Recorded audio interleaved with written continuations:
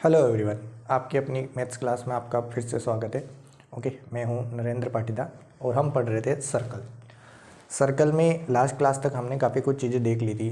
First class में तो हमने ये देखा था कि स्टैंडर्ड इक्वेशन क्या होती है, जनरल इक्वेशन क्या होती है। उसके बाद हमने इसके और भी देखे, जैसे इंटरसेप्ट फॉर्म। फिर हमने देखा कि किसी पॉइंट की लोकेशन सर्कल के रेस्पेक्ट में क्या होती है। ऐसे करके हमने काफ़ी सारी चीज़ें और काफ़ी सारे क्वेश्चंस भी हमने लास्ट 3 लेक्चर में किए। ओके, अब नेक्स्ट हम यहाँ पर बात करें तो यहाँ हम बात करने वाले हैं कि लाइन और सर्कल के बीच में क्या क्या कंडीशन हो सकती है। ठीक है, वही हम सारी चीज़ें यहाँ पर सीखने वाले हैं। तो आज का जो हमारा टाइटल है वो है circle and straight line. Circle and straight line. Circle and straight line. Okay, अब देखो, सर्कल एंड स्ट्रेट लाइन की बात करें हम तो सर्कल और स्ट्रेट लाइन के बीच में क्या क्या कंडीशन हो सकती है वो हम यहाँ पर सारी चीज़ें सीखेंगे। देखो, जैसे कि मैं आपको सामने एक सर्कल बनाता हूँ। हमने एक सर्कल बनाया और एक स्ट्रेट लाइन बनाई। ओके, तो स्ट्रेट लाइन या तो इसको टच करके जा सकती है, या इसको कट करके जा सकती है, या फिर इससे दूर जा सकती है। यही 3 कंडीशन बनती है ना। जैसे कि मैंने क्या कहा कि या तो लाइन इससे टच होके जाएगी, है ना। जब टच होके जाएगी तो हम इसका नाम क्या रखेंगे?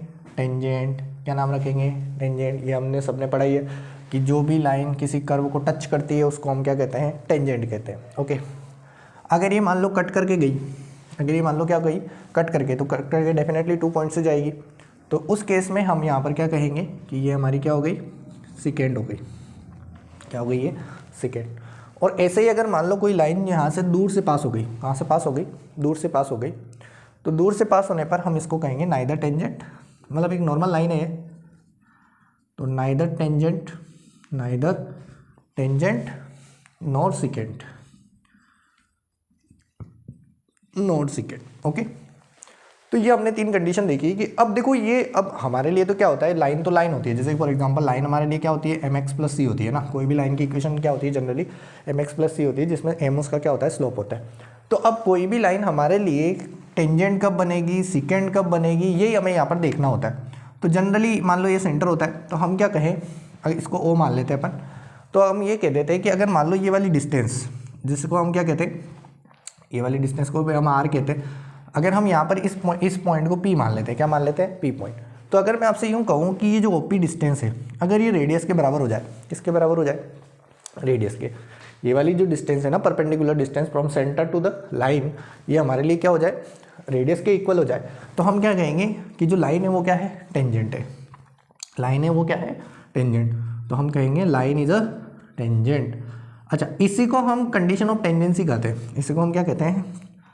Condition of tangency.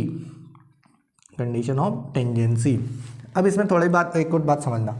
वैसे तो हम कंडीशन ऑफ टेंजेंसी का भी एक्सप्रेशन निकालने वाले हैं, पर उससे पहले अगर अपन और थोड़ा यहाँ पर देखें तो देखो, परपेंडिकुलर डिस्टेंस तो मैं यहाँ भी बना सकता हूँ। कहाँ पर?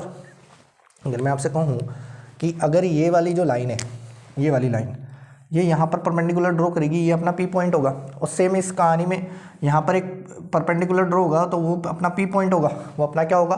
पी पॉइंट होगा। तो यहाँ मैं क्या कह रहा हूँ कि अगर मान लो ये वाली जो ओपी है, ये वाली लेंथ हमारी क्या हो जाए? रेडियस से छोटी हो जाए। रेडियस से क्या हो जाए? छोटी हो जाए। तो उस केस में लाइन हमें क्या मिलती है? Line is a second. वो हमें लाइन जो होगी वो हमारे लिए कौन सा रोल प्ले करेगी? सेकेंड का रोल प्ले करेगी। सेम कहानी अगर ये ओपी जो हमारा क्या हो जाए? आर से ग्रेटर हो जाए, मतलब ये रेडियस से ज़्यादा हो जाए। रेडियस से क्या हो जाए? ज़्यादा हो जाए। तो हम क्या कहेंगे कि वो नाइदर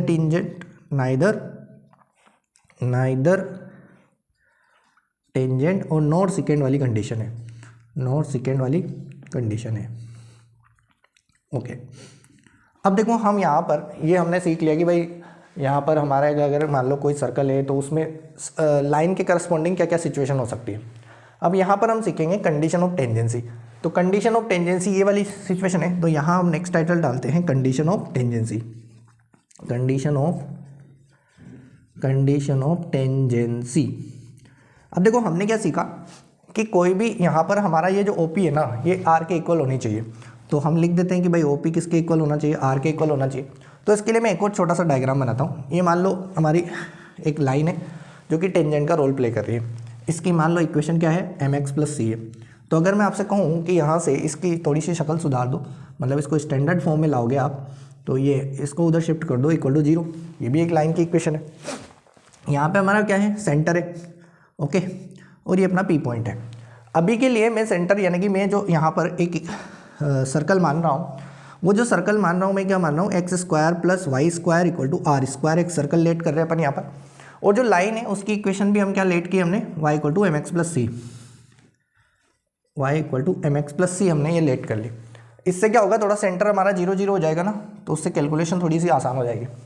अब हम क्या कह रहे हैं कि जैसे कि हमने क्या कहा कि ओपी जो हमारा रेडियस के इक्वल हो जाए, तो आप ओपी की डिस्टेंस कैसे निकालोगे, परपेंडिकुलर डिस्टेंस कैसे निकालते हैं, हमने कहाँ पढ़ा था, स्ट्रेट लाइन में पढ़ा था कि आप क्या करो, पुट द पॉइंट, इसमें पॉइंट पुट कर दो एंड कोफिशिएंट का क्या कर दो, स्क्वायर कर दो।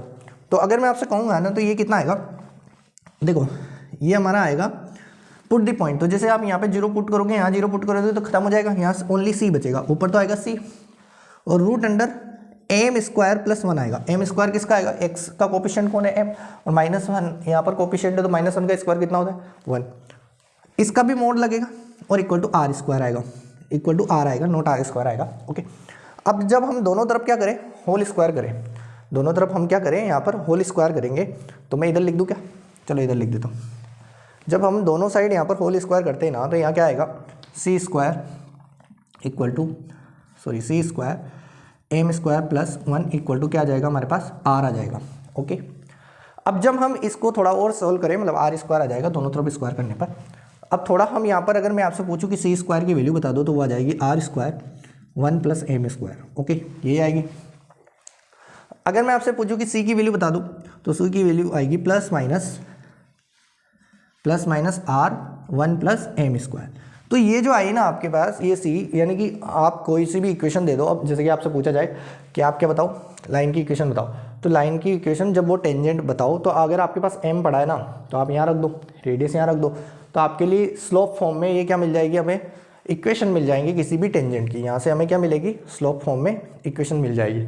और ये जो सिचुएशन दिखी ना आपको, इसी को हम कंडीशन ऑफ टेंजेंसी कहते हैं सर्कल के केस में, इसको हम सर्कल के केस में क्या कहते हैं, कंडीशन ऑफ टेंजेंसी। तो आई होप आपको थोड़ा थोड़ा क्लियर हुआ होगा कि कंडीशन ऑफ टेंजेंसी सर्कल के केस में क्या होती है, C square equal to are square plus 1 plus M square. अच्छा, अब देखो हमारा इसका यूज क्या है वो हम सीखते हैं यहाँ पर, है ना। तो थोड़ा सा आगे बढ़ते हैं, बढ़े।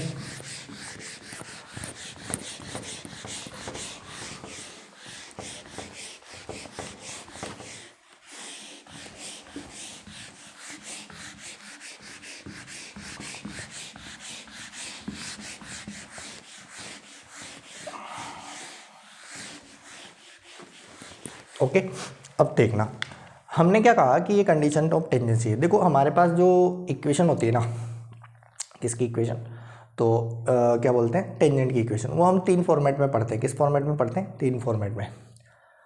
तो 3 फॉर्मेट में कौन कौन से पढ़ते हैं, एक तो होता है हमारा पॉइंट फॉर्म, एक होता है पैरामेट्रिक फॉर्म। तो उससे पहले मैं आपको एक क्वेश्चन पूछना चाहता हूँ, फिर उसके बाद हम डिसाइड करेंगे, ओके। तो देखो क्वेश्चन है कि find the equation of tangent, find the equation of the tangent on the point और पॉइंट दे रखा है हमारे को 1,√3 ऑन अ सर्कल, और सर्कल की इक्वेशन दे रखी है x square plus Y square equal to 4। सबसे पहली बात तो जब भी आपको क्वेश्चन पूछा है तो आपको समझ में आई तो गया है कि टेंजेंट की इक्वेशन पूछ रहा है, और उस पर भी कहाँ पे पूछ रहा है, इस पॉइंट पर पूछ रहा है। तो पहली बात तो आप ये डिसाइड कर लो कि ये पॉइंट कहाँ पर है। तो बताइए ये पॉइंट कहाँ पर है, सर्कल पे है कि सर्कल से आउट है। तो उसके लिए हम क्या करेंगे, इस पॉइंट को इसमें रख के देख लेंगे। ये हमने सीखा था ना लास्ट लेक्चर में कि पॉइंट की लोकेशन कैसे पता कर लेते हैं, उसको रख के देख के पता कर लेते हैं। तो ये पॉइंट मान लो यहाँ पर है, जिसके कोऑर्डिनेट क्या है 1,√3। अब ये इसके कोऑर्डिनेट आ गए, इसका सेंटर भी हमें पता चल गया 0 0 है। कितना है सेंटर, इसका 0 0 है ना इक्वेशन देख के। और इसकी रेडियस भी हमें पता चल गई कितनी है, 2 है। इसकी रेडियस हमें कितनी पता चल गई, 2 है।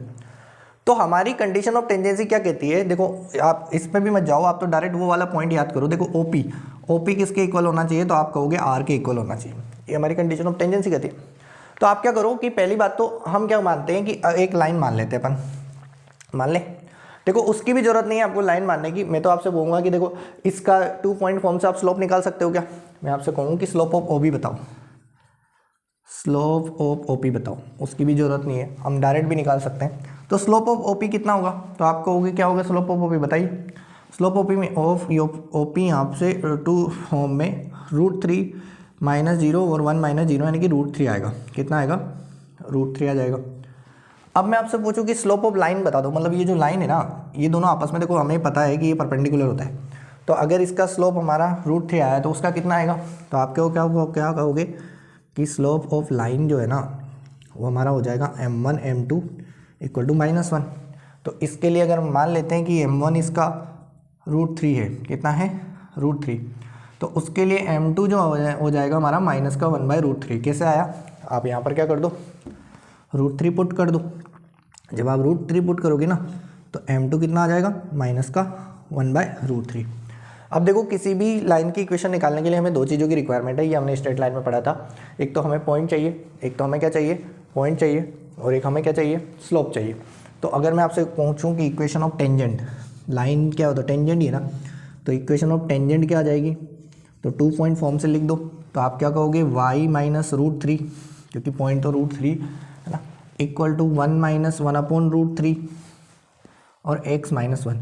इसको थोड़ा बहुत सोल्व कर लेंगे, जैसे कि सोल्व भी करते हैं क्योंकि इससे भी हमें काम है। सोल्व करेंगे तो देखो कितना आएगा, √3y आएगा एक, तो फिर क्या आएगा, ये -3 आएगा, फिर ये -x आएगा, और ये कितना आ जाएगा, +1 आ जाएगा। अरे आएगा। अब आप क्या करो, इस x को भी इधर बुला लो, इस x को भी आप इधर शिफ्ट कर दो। तो इधर शिफ्ट करोगे तो देखो हमारे पास जो सीन दिखेगा वो ये दिखेगा कि x + y नहीं, x + y नहीं, x + √3, x + √3y आ जाएगा। एंड देन ये 4 को उधर शिफ्ट करोगे तो यहाँ पर 4 आ जाएगा। यानी कि इक्वेशन ऑफ टेंजेंट हमें क्या मिली, तो आप कहोगे x + √3y मिली। तो अब देखो यहाँ पर हमें है ना, जब इसको इस सारी चीज़ों को ऑब्जर्वेशन किया गया, मतलब मैथमेटिशियन लोगों ने ऑब्जर्वेशन किया गया, तो उन्होंने एक इसकी शॉर्ट ट्रिक या बोलो या एक और मेथड बताया गया। अब वो मेथड क्या था कि इसकी इक्वेशन होती है T0। अब T0 क्या होती है वो सीखते हैं, है ना, कि इसी की इक्वेशन क्या होती है T0। अब T0 क्या होती है, देखो यहाँ पर सर्कल की इक्वेशन क्या दे रखी थी हमें, ये दे रखी थी। तो अगर सर्कल की इक्वेशन है और पॉइंट आपका कहाँ पर है, पॉइंट अगर सर्कल के ऊपर हो तो हम उसकी जब टेंजेंट की इक्वेशन निकलते हैं ना, इक्वेशन ऑफ टेंजेंट, तो वो T0 होती है। अब ये T0 क्या होता है मैं अभी बताता हूँ आपको। तो T0 क्या होता है, पहली बात तो कि यहाँ पर हम x को x1 लिखते हैं, ओके, फिर y को y1 लिखते हैं, एंड 4 को तो 4 मतलब कांस्टेंट को कांस्टेंट लिखते हैं। अब इसमें x1 y1 क्या है, तो पॉइंट है, तो आप यहाँ पर ये पॉइंट रखो, एक बार रखो 1, √3 रखो x1 y1 की जगह पर। तो जब आप पुट करोगे ना, पुट x1 y1 की जगह पर आप 1, √3 पुट करोगे तो देखो आंसर क्या दिख रहा है आपको, x + √3y = 4। क्या यही तो है ना, ये और ये सेम ही तो है, ये और ये क्या है, सेम ही। तो इसी चीज़ को हम थोड़ा और अभी सीखेंगे कि ये T0 क्या होता है। T0 को वैसे ट्रांसफॉर्मेशन कहते हैं, क्या कहते हैं, ट्रांसफॉर्मेशन। और ये इतना अच्छा कॉन्सेप्ट है कि इससे ये सारे ही कोनिक पर लगता है, मतलब जो भी अपने पास पैराबोला, हाइपरबोला, इलिप्स होते हैं सभी पर ये चीज़ें अप्लाई हो जाती है, ठीक है। तो अब हम देखो नेक्स्ट इसमें देखते हैं कि ये ट्रांसफॉर्मेशन क्या है, T = 0 क्या है, ओके। तो देखो T = 0 को देखते हैं।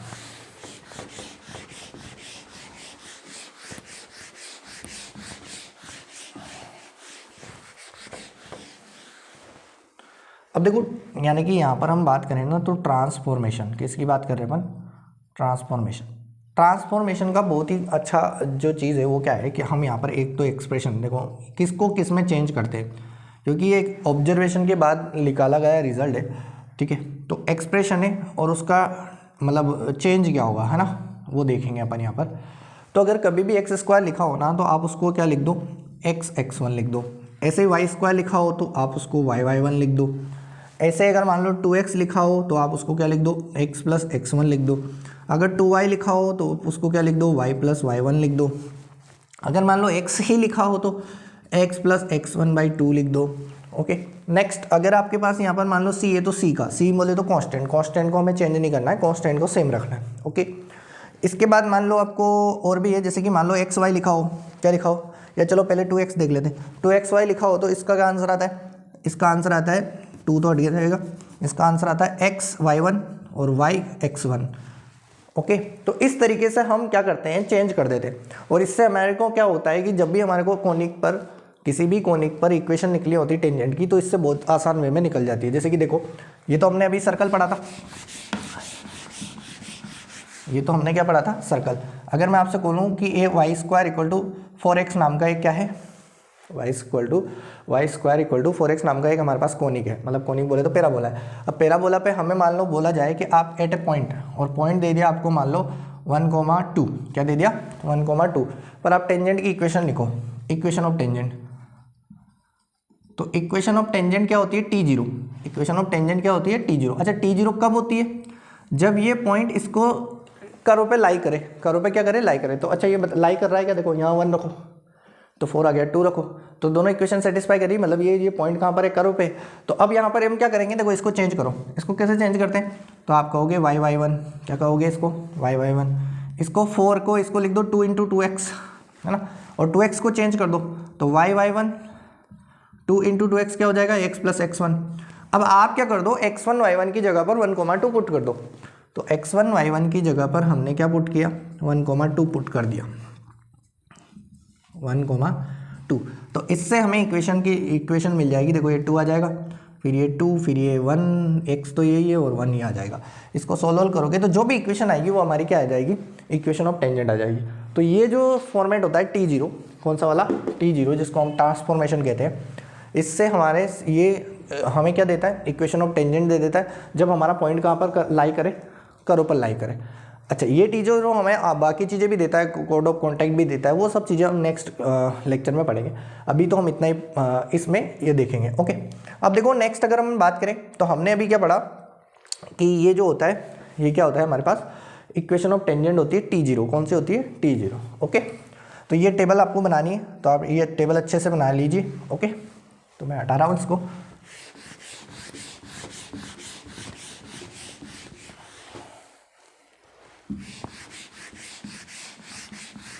तो जब भी आपको कर्व दिखे और कर्व पर वो पॉइंट हो तो आप T0 लिख दीजिए, उसकी इक्वेशन मिल जाएगी आपको, ठीक है, कोनिक के लिए। अब हम थोड़ा और बात करते हैं। देखो हमने क्या कहा कि इक्वेशन ऑफ टेंजेंट वैसे तो जनरली 4 टाइप से हम देखते हैं, पर मैं यहाँ पर अभी 3 दिखा रहा हूँ, फिर एक हम एक्सटर्नल करेंगे। तो फिर देखो फर्स्ट तो होती है पॉइंट फॉर्म, फर्स्ट कौन सी होती है, पॉइंट फॉर्म। इसके बाद होती है पैरामेट्रिक फॉर्म, इसके बाद क्या होती है, पैरामेट्रिक फॉर्म, और नेक्स्ट होती है स्लोप फॉर्म। मतलब स्लोप फॉर्म में इक्वेशन क्या लिखेंगे अपन, टेंजेंट की, सर्कल की बात करें ना, equation of tangent of circle. ये जो भी बातें हो रही है किसके लिए हो रही है, सर्कल के लिए। ओके सेम बातें हम पैराबोला, सेम इलिप्स के लिए भी करते हैं। अच्छा पॉइंट फॉर्म में क्या होती है, देखो पॉइंट फॉर्म में इक्वेशन पूछी है, तो पॉइंट अगर आपका कहाँ पे लाई करे, सर्कल के ऊपर लाई करे, तो इक्वेशन होती है T0। अब T0 कैसे लिखते हैं अभी बताया था मैंने। ओके पैरामेट्रिक फॉर्म में भी क्या होती है, T0 ही होती है, बट पैरामेट्रिक कोऑर्डिनेट यूज़ करते हैं। अब सर्कल के पैरामेट्रिक कोऑर्डिनेट हमने लास्ट क्लास में सीखे थे, क्या सीखे थे, r cos theta, r sin theta, r cos theta, r sin theta. तो इसमें जो वो x1 y1 जो अपन पुट करते हैं ना, उसकी जगह पर हम क्या पुट करेंगे, r cos थीटा और r sin थीटा पुट करेंगे। ओके इसके बाद देखो यहाँ पर हम, जैसे कि अगर मैं आपको यहाँ पे बता भी दूँ कि जैसे कि अगर ये मान लो सर्कल हमारा ये होता, जैसे कि क्या होता, इस सर्कल की इक्वेशन होती है x² + y² = r²। तो इसके लिए हम टेंजेंट की इक्वेशन क्या लिखते हैं, T0 लिखते हैं। तो T0 कितना आता है इसका, तो आप कहते कि x r cos थीटा, या ऐसे लिख दो r cos थीटा x लिख दो। ओके वो ज़्यादा बेटर होगा। तो r cos theta x plus r sin theta y = r²। तो देखो r से ये वाला r तो कैंसिल आउट हो जाएगा, तो cos theta x plus sin theta y = r। तो ये जो हमें इक्वेशन मिली ना, ये क्या होती है, इक्वेशन ऑफ टेंजेंट होती है इस केस में। इस केस में तो आपको पता ही है क्या होती है, x(x1) प्लस y(y1) = r²। अच्छा स्लोप फॉर्म की बात करें ना, तो स्लोप फॉर्म में हम कंडीशन ऑफ टेंजेंसी लगाते हैं। क्या लगाते हैं, कंडीशन ऑफ टेंजेंसी। इसमें क्या होता है कि हमारे को स्लोप दिया जाता है, क्या दिया जाता है, हमें इक्वेशन निकालनी है इस टाइप से, तो हमें यहाँ पर स्लोप गिवन होगा, m गिवन होगा, क्या गिवन होगा, m गिवन होगा। तो उस केस में अपन क्या लगा देंगे, y = mx, और c की जगह पर वो जो अभी अपन ने वैल्यू निकाली थी, क्या निकाली थी, ±√√m याद है, plus minus r into one plus M square निकाली थी ना, तो वो हम यहाँ पर रख देंगे। इससे हमारे को क्या मिल जाएगा, स्लोप फॉर्म में किसकी इक्वेशन मिल जाएगी, सर्कल की इक्वेशन मिल जाएगी। किसकी इक्वेशन मिल जाएगी, सर्कल की टेंजेंट की इक्वेशन मिल जाएगी। ओके, बात थोड़ी थोड़ी समझ में आएगी। ओके, अच्छा देखो इन सब में मैंने जो यहाँ पर सेंटर लिया है ना, वो क्या लिया है, 0 0 लिया है। क्या लिया है, 0 0। अगर मान लो सेंटर 0 0 ना हो के अल्फा बीटा हो, तो जैसे कि अगर मान लो इसमें अपने पास अगर सेंटर क्या होता, 0 0 की जगह अल्फा बीटा होता, तो हम क्या करते फिर उस केस में यहाँ पर यूँ लिख देते, ये वाला फॉर्मेट यूज़ कर लेते, ये वाला फॉर्मेट, यानी कि बीटा और एम और x minus alpha plus minus r into 1 plus M square. ठीक है, मतलब सेंटर को यहाँ पर जो हमारा एक्स और वाई है उसमें अपन सेंटर की कोऑर्डिनेट उस तरीके से कन्वर्ट कर देते और इससे हमें क्या मिल जाती, सेम वही इक्वेशन मिल जाती। ओके, तो इस तरीके से हम 3 तरीके से यहाँ पर हमने क्या सीखा, इक्वेशन ऑफ टेंजेंट सीखा। क्या सीखा, इक्वेशन ऑफ टेंजेंट की किस तरीके से हम लिखते हैं। अच्छा, इसमें थोड़ा सा और अगर हम कंटिन्यू करें इस चीज़ को, तो देखो करते हैं। एक चौथे टाइप की भी होती है कि इक्वेशन ऑफ टेंजेंट कैसे, तो वो यहाँ पर हम देखते हैं। ओके, अब चौथे टाइप में कैसे क्या करते हैं, देखो जो हमारा फोर्थ फॉर्मेट है, तो फोर्थ फॉर्मेट में हम क्या करते हैं, यहाँ पर हम देखो अगर हमारे पास फोर्थ फॉर्मेट में कि जब हमारा पॉइंट सर्कल से बाहर हो, सर्कल से पॉइंट क्या हो, बाहर हो, तो व्हेन, या ऐसे अपन बोल देते हैं tangent from external point. Okay, ऐसे बोल देते हैं tangent from external point, tangent from external point मतलब टेंजेंट कहाँ से, किसी बाहरी पॉइंट से। तो देखो इसका भी सीन समझते हैं अपन, मतलब डायग्राम समझते हैं। तो देखो मान लो यहाँ पर पॉइंट है, पॉइंट कहाँ है अपना, यहाँ पर है। तो किसी एक पॉइंट से अपन सर्कल पर 2 टेंजेंट ड्रॉ कर सकते हैं। ये तो आपको पता ही होगा कि किसी एक पॉइंट से अपन सर्कल पर कितनी टेंजेंट ड्रॉ कर सकते हैं, 2 टेंजेंट ड्रॉ कर सकते हैं। अब अपना पॉइंट यहाँ पर है, अगर यहाँ ऊपर होता ना तो हम T0 लिख देते, अब पॉइंट कहाँ है, बाहर है। तो अब हम सर्कल की इक्वेशन कैसे बताएंगे, तो उसके लिए आप क्या करना कि ये पॉइंट है, आपके पास पॉइंट तो है ही, आप इसके स्लोप को कंसीडर कर लेना। जैसे कि मैं आपसे बोलूं कि इसका स्लोप आपका m है, मान लो कितना है, m है। अब क्या करना, इसकी इक्वेशन लिख देना, PQ की इक्वेशन लिख देना। तो PQ की इक्वेशन कैसे लिखोगे, तो वही सिंपल सी बात है, y माइनस वाई वन और m into x minus x one. तो इससे आपको किसकी इक्वेशन मिल गई, अरे बताओ भाई किसकी इक्वेशन मिल गई, हमें इस पॉइंट PQ की इक्वेशन मिल गई। PQ की इक्वेशन मिलने के बाद आप इसमें कंडीशन ऑफ टेंजेंसी लगाना। क्या लगाना, कंडीशन ऑफ टेंजेंसी, क्योंकि अगर आपको सर्कल दिया है तो सेंटर भी दिया ही होगा, सर्कल दिया है तो सेंटर भी दिया ही होगा ना। तो आप क्या लगाना है यहाँ पर, कंडीशन ऑफ टेंजेंसी लगा देना। यानी कि जो अगर अपन इसका केस में देखें तो OQ किसके बराबर होगा, R के बराबर होगा। जब अपन कंडीशन ऑफ टेंजेंसी लगाएंगे तो हमें m की 2 वैल्यू मिलेगी, क्वाड्रेटिक बनेगी इसमें। जैसे अभी भी आपने देखा होगा ये m स्क्वायर आ रहा है, तो इसमें क्वाड्रेटिक बनती है, क्वाड्रेटिक बनती है तो हमें m की 2 वैल्यूज़ मिलती है, 2 वैल्यूज़ मिलती है तो दोनों की इक्वेशन मिल जाएगी, दोनों की इक्वेशन हमें मिल जाएगी। तो इसी चीज़ को हम एक क्वेश्चन के थ्रू समझते हैं, तब हमें थोड़ा ज़्यादा समझ में आएगा। ये सर ऐसे तो हमें समझ में कम आया। ओके, तो क्वेश्चन करें, चलो आ जाओ। तो मान लीजिए क्वेश्चन है कि find the equation of tangent, find the equation of tangent on the circle, to the circle लिख दीजिए, to the circle, to the circle, और सर्कल है हमारे पास X square plus Y square minus 2x minus 4y, minus 2x minus 4y plus 4 equal to 0। Okay, from the point minus 1 comma 1, minus comma minus 1। Okay, तो अब देखिए पहली बात तो देखो माइनस 1 कोमा 1 इसको सेटिस्फाई नहीं करना, मतलब हमारा पॉइंट कहाँ है, बाहर है। क्योंकि ये भी हमें चेक करना पड़ता है एग्जाम में, हमें थोड़ी ना पता है कि पॉइंट इसके ऊपर है कि नहीं है, तो हमने चेक किया। अगर आप इसको चेक करोगे ना तो ये इसको सेटिस्फाई नहीं करेगा। तो और अगर इसके बाद भी अगर हम थोड़ी और बात करें तो सबसे पहली बात तो मेरे को आप सर्कल बना के दो। ये हमने सर्कल बना दिया, सर्कल बनाने के बाद ये पॉइंट हमने मान लिया कि ये पॉइंट ये है, ये पॉइंट जो है हमारा ये है ना, और ये इसको टच कर रहा है। ओके, तभी तो टेंजेंट बनेगी। तो ये P पॉइंट है जिसका कोऑर्डिनेट कितने हैं, माइनस 1 कोमा 1 है, और ये Q पॉइंट है, और ये मान लो R पॉइंट है, और ये रेडियस बनेगी हमारे पास। तो पहली बात तो मेरे को यूँ बताओ कि इसका सेंटर कितना है और रेडियस कितनी है। ये हमने फर्स्ट क्लास में सीखा था, कि इस तरह की जब हमारे पास जनरल इक्वेशन दी जाती है तो हम सेंटर और रेडियस कैसे निकालते हैं।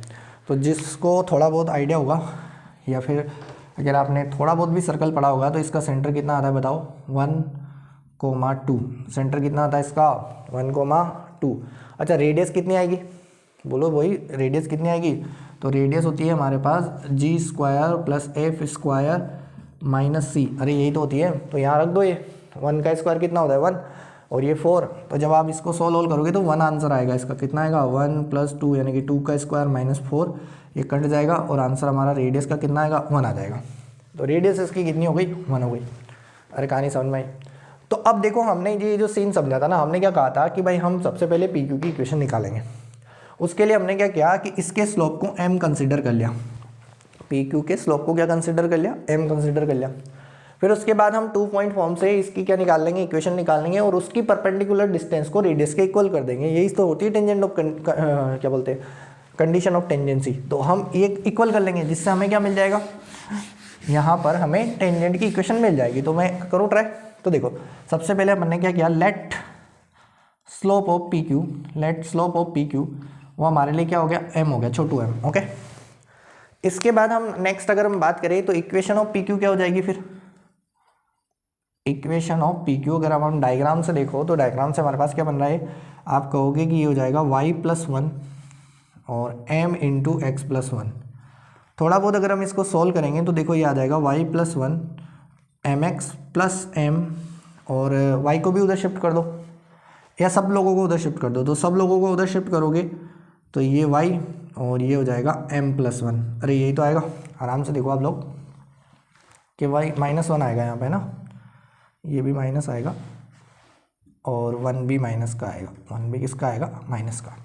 तो ये जो हो गई ना ये हमारे लिए क्या हो गई, ये इसकी इक्वेशन हो गई। पी क्यू की इक्वेशन हमारे पास कितनी आ गई, ये आ गई ना, इक्वेशन ऑफ पी क्यू मिल गई।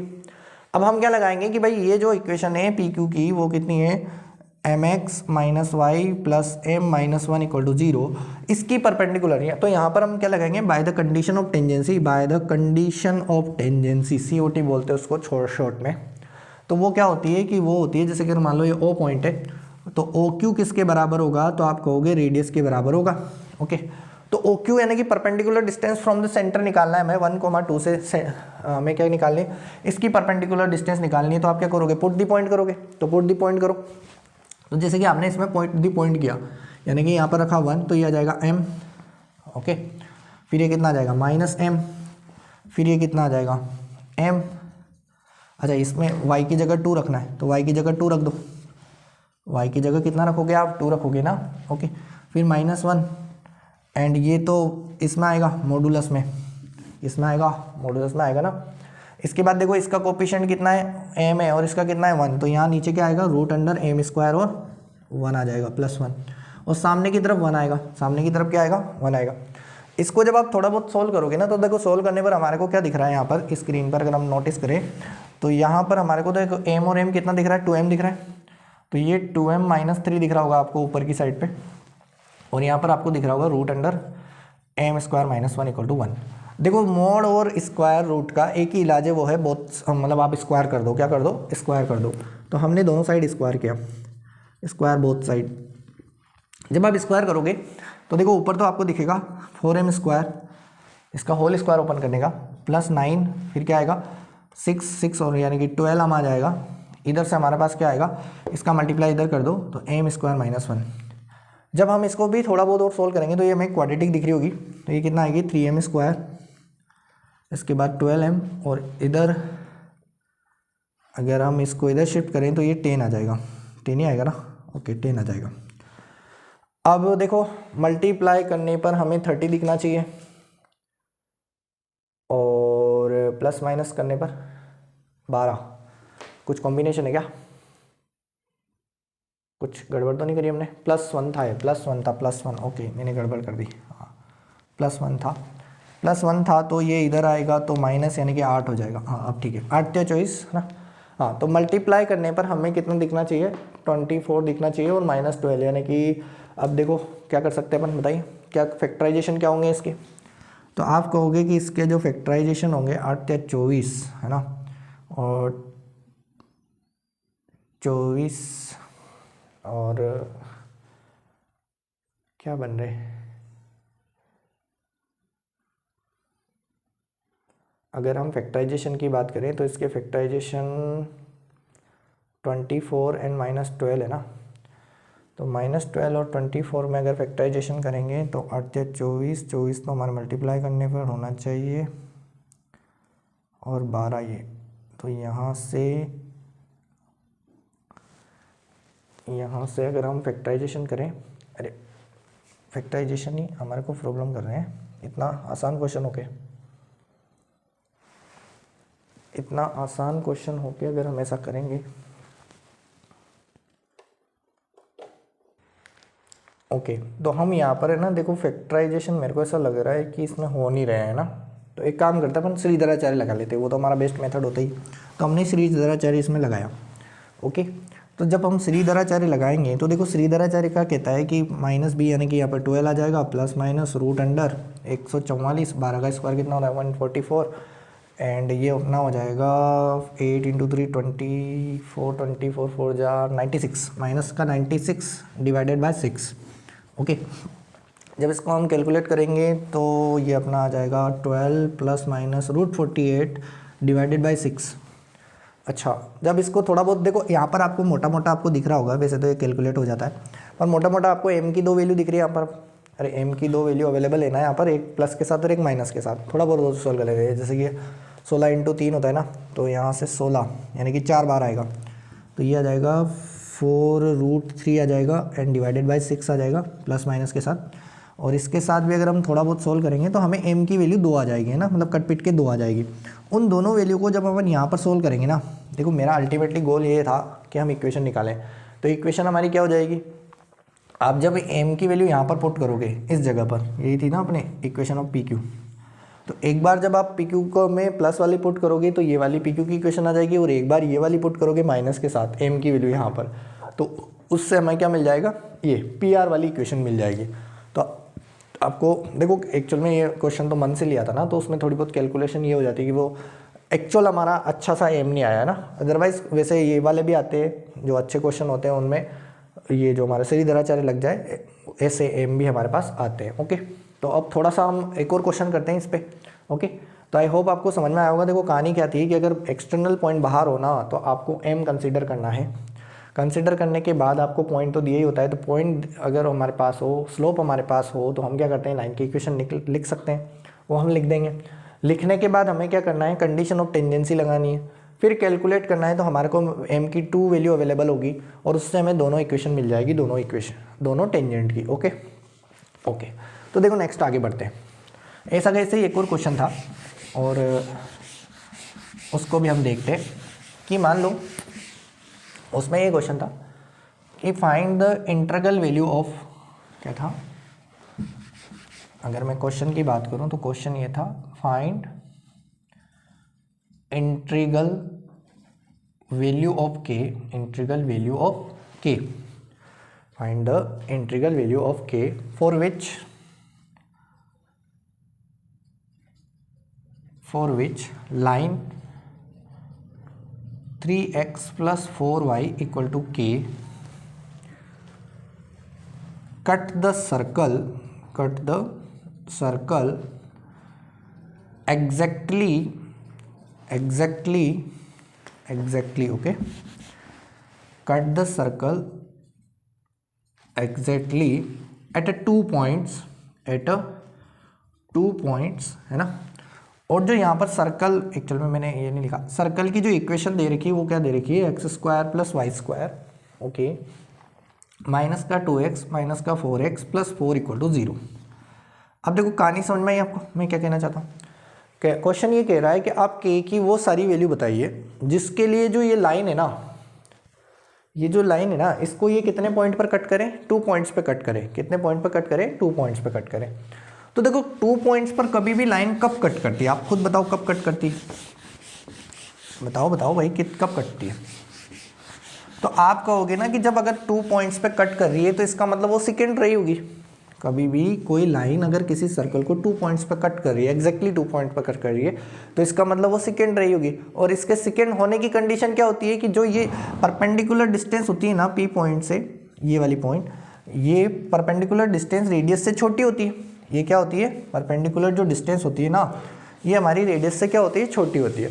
तो यहाँ पर कंडीशन ऑफ सेकेंड लगाएंगे हम। पहले तो अपन कंडीशन ऑफ टेंजेंसी लगा रहे थे, अब क्या लगाएंगे, कंडीशन ऑफ सेकेंड। तो कंडीशन ऑफ सेकेंड की बात करें, कंडीशन ऑफ सेकेंड, तो वो हमारे लिए क्या हो जाएगी, ओपी जो है ना वो लेस देन क्या होगा, आर होगा। अच्छा ओपी क्या होगा, तो देखो आपके पास इक्वेशन पड़ी है, तो इक्वेशन ये हमारे पास किसकी पड़ी है, लाइन की पड़ी है। ओके, अब आप इसका सेंटर अभी अभी बताया था, ये तो फर्स्ट वाला वही इक्वेशन है, तो इसका सेंटर कितना था, 1,2 था क्या, ठीक है। तो सेंटर से हम इस लाइन की डिस्टेंस निकालेंगे, निकालें।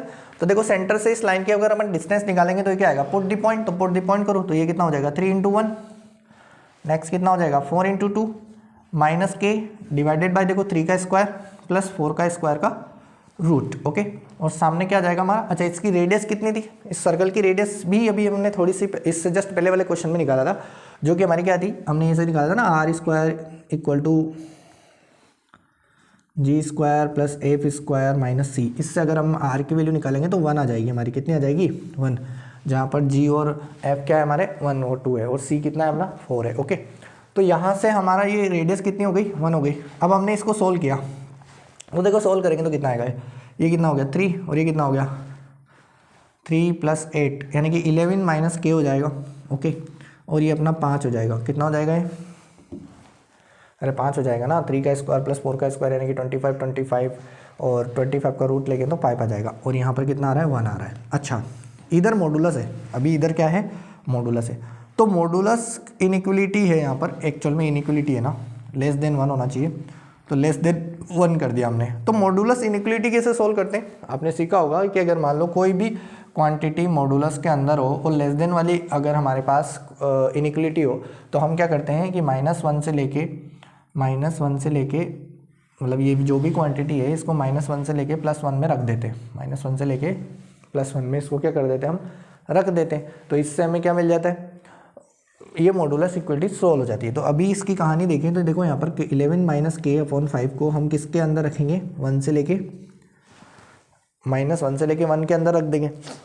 सबसे पहले तो 5 हटाओ, 5 कैसे हटाओ, पूरी पिक्चर को किससे मल्टीप्लाई कर दो, 5 से मल्टीप्लाई कर दो, तो कितना हो जाएगा -5, इधर कितना आएगा, ये तो कट जाएगा, 11 - k, और ये हो जाएगा अपना 5 हो जाएगा। अच्छा अब क्या करेंगे अपन, 11 को यहाँ से हटाएंगे, तो 11 कैसे हटेगा यहाँ से, तो जब आप 11 को सब्ट्रैक्ट कर दो पूरी पिक्चर से, है ना, तो 11 को हम यहाँ से सब्ट्रैक्ट करेंगे तो ये देखो ये कितना आ जाएगा, -16 आ जाएगा, यहाँ -k आ जाएगा। इधर हम देखेंगे तो 11 को सब्ट्रैक्ट करोगे तो कितना आएगा, ये -6 आ जाएगा। ओके, अब एक काम करिए, आप क्या काम करोगे कि भाई k को प्लस बनाओ, तो प्लस बनाने के लिए पूरी इनइक्वलिटी को माइनस से मल्टीप्लाई करो, माइनस से मल्टीप्लाई करते हैं तो साइन ऑफ इनइक्वलिटी चेंज होता है, तो 16 हो जाएगा और ये 6 हो जाएगा। अब देखो यहाँ पर k की जो वैल्यू आई वो ना 6 से कहाँ तक आई, 16 तक आई, है ना, और 6 और 16 भी इंक्लूड नहीं है, तो आप काउंट करोगे इसमें कितने इंटीजर है, तो हम 6 से लेके यानी कि 6 से लेके 6, 7, 8, 9, 10, 11, 12, 13, 14, 15, 16 ऐसे करके नंबर लाइन पे जाएंगे, तो इन सारे को काउंट करेंगे तो कितने हो रहे हैं, 1, 2, 3, 4, 5, 6, 7, 8, 9, तो नंबर ऑफ इंटीजर कितना आएंगे, नंबर ऑफ इंटीजर हमारे पास कितना आ जाएंगे, 9 आ जाएंगे। आपसे वही तो पूछा था कि find the number of integral values, number of था, okay, number of integral value, तो वो हमारे लिए कितनी आ जाएगी, 9 आ जाएगी। ओके, तो आई होप आपको थोड़ा बहुत समझ में आया होगा कि हम कंडीशन ऑफ टेंजेंसी हो गया, सेकेंड हो गया, कंडीशन ऑफ, इसको हम किस तरीके से पढ़ते हैं। तो आज की इस क्लास में हम इतना ही पढ़ेंगे, आई होप आपको समझ में आया होगा, ठीक है, बाकी का हम नेक्स्ट क्लास में कंटिन्यू करते हैं। Thank you very much.